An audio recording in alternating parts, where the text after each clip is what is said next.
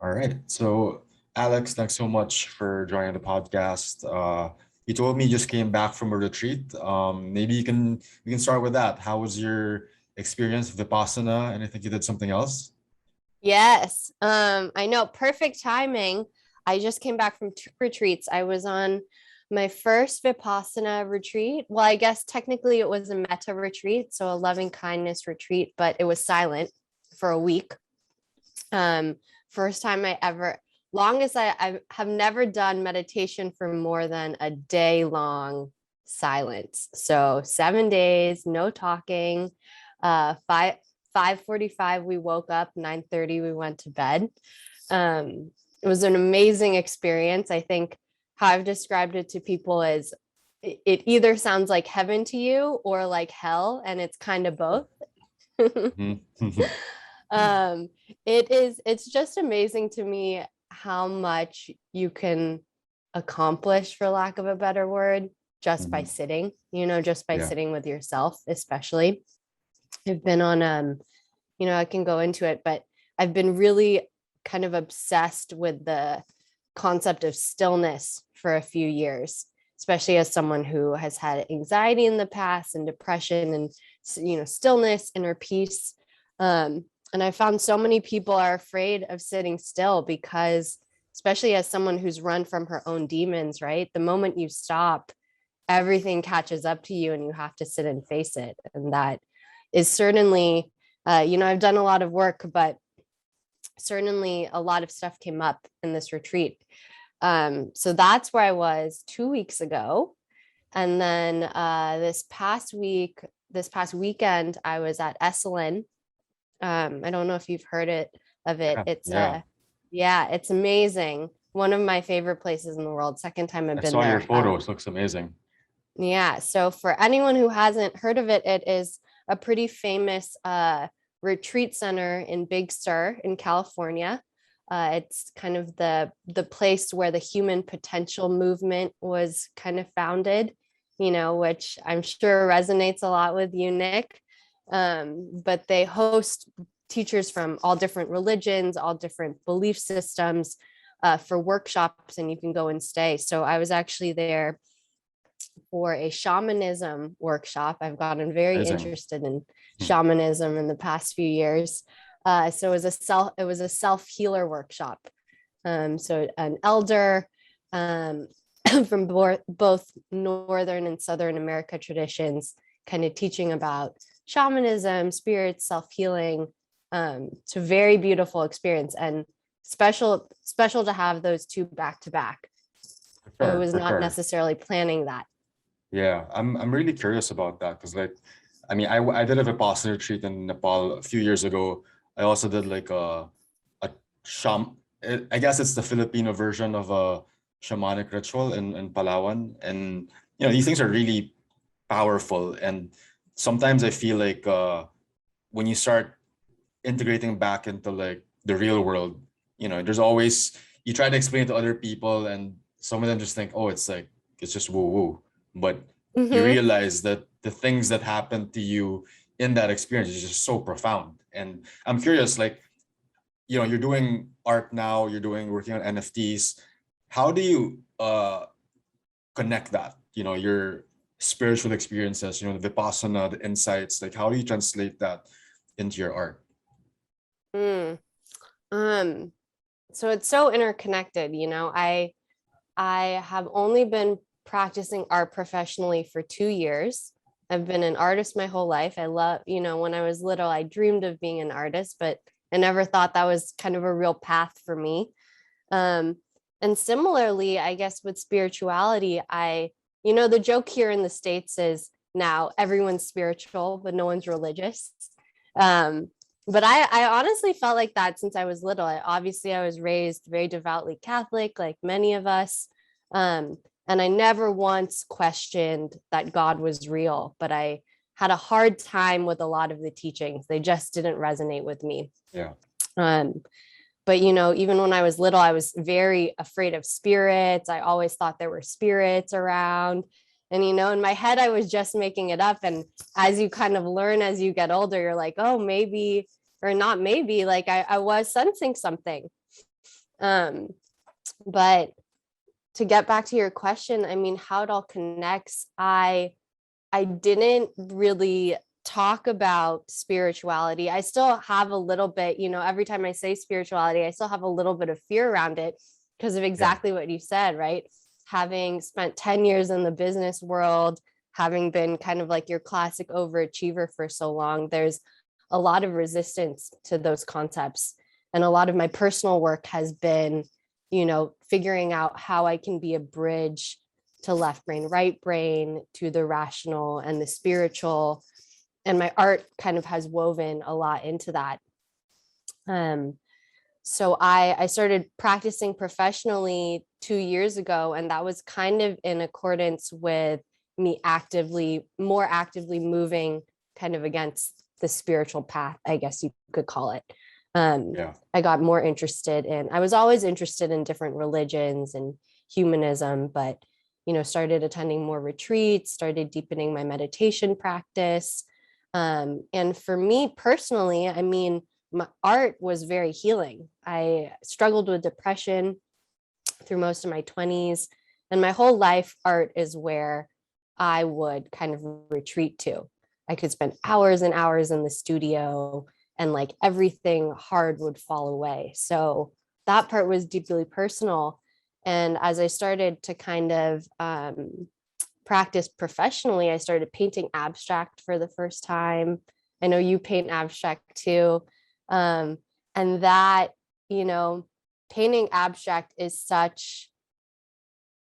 you have to surrender control when you paint abstract, right? Sure. Because with figural work, there is more of a right and wrong. It either looks like something or it doesn't. Yeah. And abstract, it's, for me at least, it's so intuitive. It's so much like in flow, what the spirit moves you, if that's what you want to call it. And I found that it was almost like meditation for me. And then as I started to share my art, I would start to share, the motivations behind the pieces. So I'll have paintings that have 2 different color palettes. And I had been thinking about how 2 people come together who are very different and that kind of stuff. And I found it was actually easy to talk about spirituality within the themes of painting. I've been calling it kind of like sneaky spirituality, Love that. Words are so powerful. People love to hear that you had a dream about something, but they feel very scared if you dare say you had a vision. Yeah. Or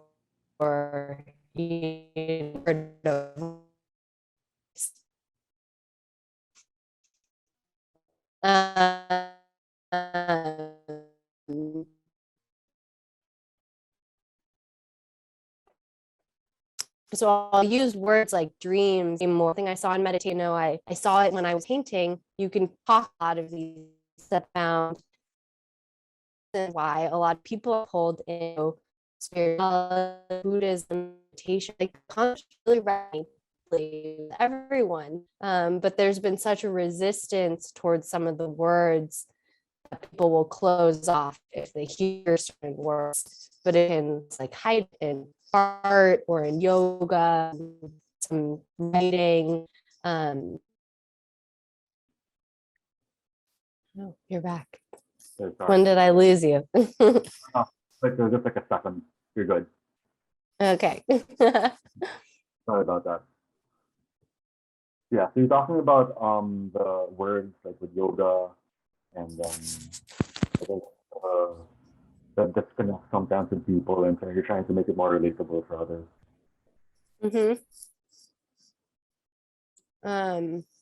I think even, we started at the beginning talking about stillness. It's like if someone says they want inner peace, even I kind of like want to eye roll, but yeah, right. But when you ask anyone, like we all do, that's all kind of what we want. We want some sense of calm. We want some sense of alignment. And it's just finding, and that resonates very deeply. I spent 10 years kind of in the tech world, so much toxic stress. everyone's just looking for a way to calm down and calm into themselves. But there's a lot of resistance around what that's called, even if everyone is kind of feeling the same thing. So that kind of like universal human experience really interests me. And more, you know, I'm very interested in how different traditions approach it, which has brought me to Buddhism and shamanism. And, you know, I've studied Catholicism for a long time in school. But that kind of stuff, like making the connections between, playing with words, figuring out how to get those messages out in a way that feels approachable, has kind of unintentionally become a big part of my work. Yeah, I love that. I mean, you can tell, like, with the looking at your paintings, there's like a calm to it, you know, where I'm like, there's, you know, when I paint, it's the stroke, you know, it's how it feels. It's not really I mean, for me, it's not really you know, how it's gonna look in the end. So sometimes you just feel like you gotta stop, or sometimes you gotta feel like you have to keep going on. And I think that's sort of how my meditation practice has evolved as well, wherein, you know, sometimes you can sit for 20 minutes, sometimes you can sit for 2 minutes, and you wrestle with that because you think it's supposed to be perfect, but then it's not. It's just you sitting and getting to know yourself, learning how to be kinder to yourself. And I'm curious, like, you know, how has your practice evolved? Like, because mine has evolved so much. Like, I think even in this pandemic, you can really see the ups and the downs. And maybe you can share how your practice usually goes and how it's evolved the past years. Yeah. You mean painting specifically, or both painting and meditation? And meditation, yeah. Yeah. I mean, they really are, when I think about it, so connected. I mean, my best paintings, both the ones that I think are the best and the ones that have sold the quickest, were almost the ones that didn't take as any effort, right? I was totally in flow. And especially, I love what you said about abstract painting, because it's like, people always ask me, how do you know when you're done? And it's just like, you kind of just know. And with every painting, it goes the same way, where I really like, I see something, I really like it. And then inevitably in the middle, I hate it. I'm like, I ruined the painting. And it's just kind of like life, right? Like, there's all this mess that looks bad, and you just have to trust and keep going through. Whether that means, for me, literally stepping away from the canvas for a few days, or just kind of trusting the process, for lack of a better term. Over the pandemic, I mean, my art really started with the pandemic. I didn't even, I left my job February 2020. Didn't realize it was about to be a pandemic. In fact, I was supposed to go to Siargao for a month. I was supposed to go to Manila for the whole spring. And I canceled my trip because I was like, I feel like I might get stuck in Manila if I go to Manila in March 2020. And so I got stuck in San Francisco, and I started painting every day. And at the time, I was freelance marketing. I wasn't even pursuing art. It still felt like a pipe dream. And I just started painting every day. And so I really think, you know, a lot of my best work, even from the past year and a half, was that early stuff, because there wasn't pressure on it. And I am living through, you know, the interesting thing of now, for a few months, I've been a full-time artist, and it is quite hard to all of a sudden have to sell paintings to make money. I think over the past year and a half, it's been a mix of freelancing and painting. So like, the money I make from painting feels like extra. I'm kind of working through that. But also it's like, I don't know, I've gotten advice from some other creatives who are like, you need discipline, you just need to show up and paint every day. And then I have, you know, the same thing from other people who are just like, when the spirit moves you, you do it. And so it still feels really new. Like, I consider myself an artist and a writer. and I barely wrote for most of 2021. I just couldn't do it. But I painted a lot. And recently I have felt very called back to writing. And on the flip side, it's like I just feel like I'm pushing paint on canvas and no magic is happening. So that, I don't know, it's new, but that is my current surrender. I'm like, maybe I just heed the call of where it's going. Maybe I push through, but it's hard. And I'm learning so much. I don't know the answer. Oh no, I think that really makes a lot of sense and resonates a lot with me, because like I feel like I also started painting like constantly when the pandemic started, because you're just stuck at home. And when I started getting clients and asking me to do commissions and stuff, it started feeling like, oh, this is kind of weird. Like, do I really want someone to ask me to do work for them? Because I used to do a lot of client work for shoots, like commercials and documentaries. And I guess I think it's association. When you associate doing work that's for clients, it becomes sort of this, like, it gets pigeonholed. And then when you're doing things that you love and you start getting paid for it, becomes sort of like this weird murky thing. And it's hard, because like it's really hard to paint when you're not in the mood. And I noticed, like, you paint differently, the output changes a lot. But I think that's the thing. Sometimes you get called to write, you get called to paint. And I think the challenge there is, if you're really going at it like in full force and you're making a living out of it, that's when it gets tricky. But the flip side to that is, if you get a normal 9 to 5, then you have to deal with like the intricacies of that as well, right? Yeah. And I think it's nice to hear this from you, because like I was just talking to my sister Kiara, who loves your workshops, and it's the same experience of, I think, a lot of artists, that pushing and pulling, needing to take breaks, and sometimes you need to do something else to be able to appreciate what you used to love. And I think that's people need to hear that, that it's okay. Yeah. And sometimes you got to pivot, right? Totally. I mean, I went on a whole journey with the commission process. I was really anti-commission for the same idea. I was like, I'm an intuitive artist. Like, I don't know what's going to come out. I can't plan it. I don't want to be a paintbrush for hire. But I started doing commissions at the end of last year. And ultimately, that was like a trade-off, I guess you would say, that I made, because it allowed me to kind of plan out revenue a little bit more, know that at least, because that was the other scary thing. I've had a salary my whole life. And with paintings, it's like, I'll release a painting collection, make a bunch of money 1 month, and then for 2 or 3 months, not make anything.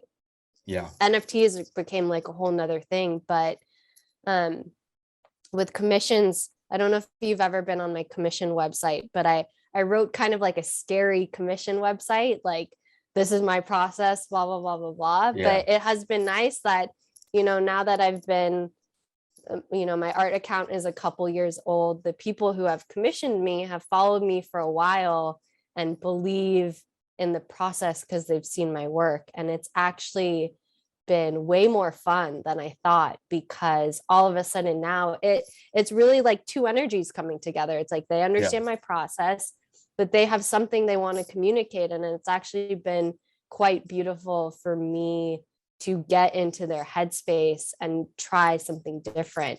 Like, there was one I did that had hard edges, which I never would do on my own, but actually it was quite fun. And it was nice. It's nice to hear. I think one of the things that like amazes me, it's still so crazy to me that like my art is in people's homes. Like, it feels so intimate, like, wow, you look at something I made every day. And that is really, it is really an honor. And so for commissions to like hear about their life and what they want to feel in the room and be able to be a part of that. I mean, I did interior design for a little bit, kind of as one of my startup jobs. So space has always been very important to me. But yeah, the commission thing, it is weird. the moment when someone's like, oh, I don't like it, and you're kind of Yeah, like, yeah. well, what do we do? Yeah, no, I totally get that.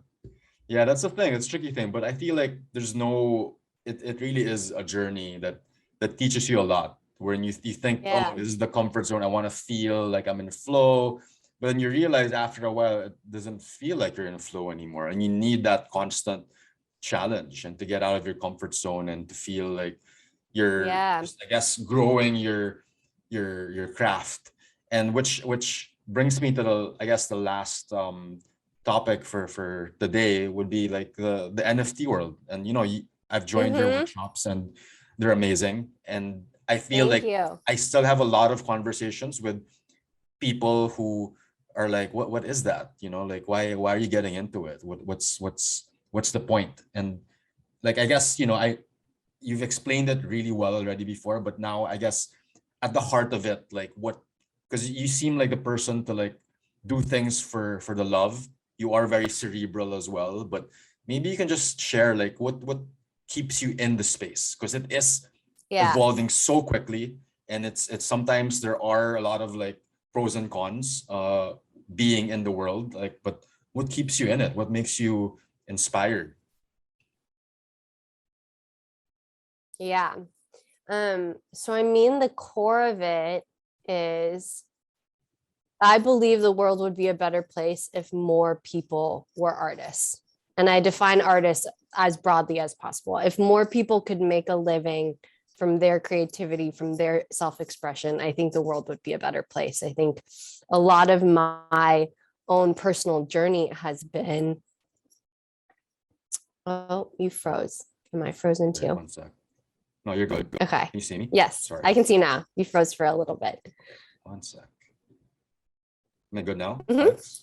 Yeah. Yeah, there you can go. you hear me? Okay. um, so I was saying, I think the world would be a better place if more people were artists. I think there are two kind of big barriers I see. One is fear of self-expression, which was certainly a lot of my journey, expressing authentically, feeling safe to express, which is really just sharing yourself with the world, which is a tall order. And then the second part is financial empowerment. It's very hard to make a living as an artist, especially, in a society that traditionally had, or at least in the recent past, has much more valued the other side of the brain. So one of the things, I got my MBA, like that's how deep in the business world I was. One of the things I found very quickly from being an artist was like, oh, I'm approaching my art like a small business, like I do marketing and all of this stuff. Yeah. And I was making these friends online, other artists who just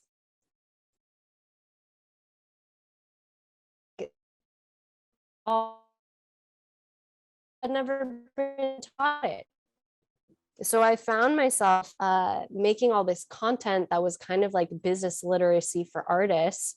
And that is really kind of how I got into NFTs. I mean, I got interested. I think this is like the something shiny and technologically new.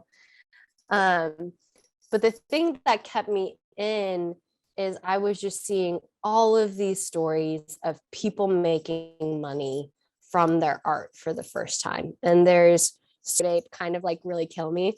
But there are also people who are making meaningful connections with artists and like who are spending money on art for the first time. And that I think is an amazing thing. So that has kind of what has kept me in the space. I think, like in one sentence, like financial empowerment for artists. And I think one of the things I have aimed to do with these NFT workshops is like, it's not an easy buck. There's quite a bit of time you need to put in. And you should also be really honest with yourself because, I have organized my life around trying to be on screens as little as possible. So the fact that I now, made a significant amount of my income directly directly tied to being on social media more last year is kind of like, it's something I'm always watching. But kind of like the commissions, right? It's like, okay, this is the trade-off I'm willing to make because it's better than spending 10 hours at an office job that I hate. And is there a way for me to make it fun, to actually meaningfully connect with people, to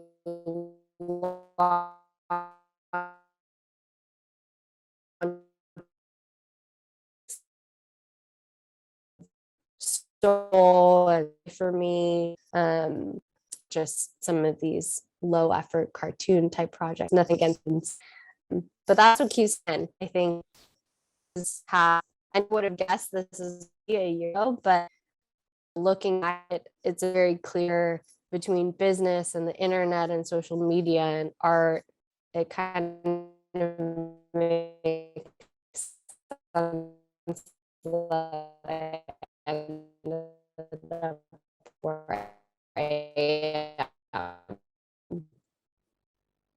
Oh, thanks so much for sharing that, Alex. Can you hear me? Sorry. Am I clear?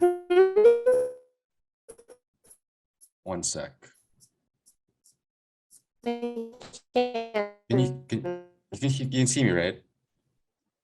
Yes. There you go. Okay. So no, thanks so much for sharing that. I feel like that's something people need to hear, especially the ones who are like in like quarter life crisis and just figuring out that they want to leave their jobs. I think that's the trade-off. People don't really talk about that a lot. Like you may be earning this much money, in a 9 to 5, but then you're not happy, and you could be doing what you love and doing meaningful work, and maybe not earning as much yet, but you have enough. And I think that's what you want, right? To be able to spend your days happy, inspired, being able to connect with people. And I think that's always really difficult for people to kind of comprehend, especially when they're used to certain lifestyles. And I think that's, like, is it what's worth it? A lifestyle, staying with a lifestyle, or just maybe adjusting it for a bit to be able to do things that you like. And I think that's really important for people to hear. And really thank you for sharing your journey and sharing all your insights. I think a lot of people will resonate with that and hopefully transform their lives, and take the leap, just like you did. I mean, so thank you. Totally. And it feels scary. And like, I had that exact same, I was having panic attacks at work to make more and more money so that eventually I can stop and be an artist. Yeah. I was like, oh, when I retire, I'm going to be an artist. And I had to be like, people really crave stability. And I had to have like a serious conversation with myself with what does stability really mean? Like how many needs are met? Like, can you take a chance on yourself and make a little less money and kind of start over? But if you believe in it's not like I didn't have any skills. And that's what I always tell people who want to be artists, right? It's not like you have no skills. If put a timeline on it and after a year or two it doesn't feel like it's working, you can go back to your old job, maybe not the exact one, but something similar. But yeah, it's like the time is now, really. The time is now. Yeah, thanks so much, Alex. I really loved learning about like how far you've come. I mean, that's amazing. That's a lot of people are scared, to take that leap of faith, but you're like proof that it's, like it is worth it. And it is difficult, but like what pain do you want, right? The pain of like living the life that you want, or the pain of hating your job, hating your life? And that's, that's the thing. We have the choice. Yeah, totally. Yeah, at some point, like the trade-off of uncertainty is worth like the certain pain. Exactly. Thanks so much, Alex. That was lovely. And Amazing. hope to chat with you again. And Yeah, definitely. And thank you. I was so excited when you reached out and I started watching your podcast. And thank especially you. being Filipino American, it's like I'm always wondering, is there anyone in the Philippines who's interested in this? There's a So lot. it's There's a lot. cool. Yeah, it was cool to discover that. Yeah, and hopefully the community will grow, and yeah, we can cross paths like one day, maybe in the States. And yeah, keep doing what you're doing, Alex. You're inspiring a lot of people.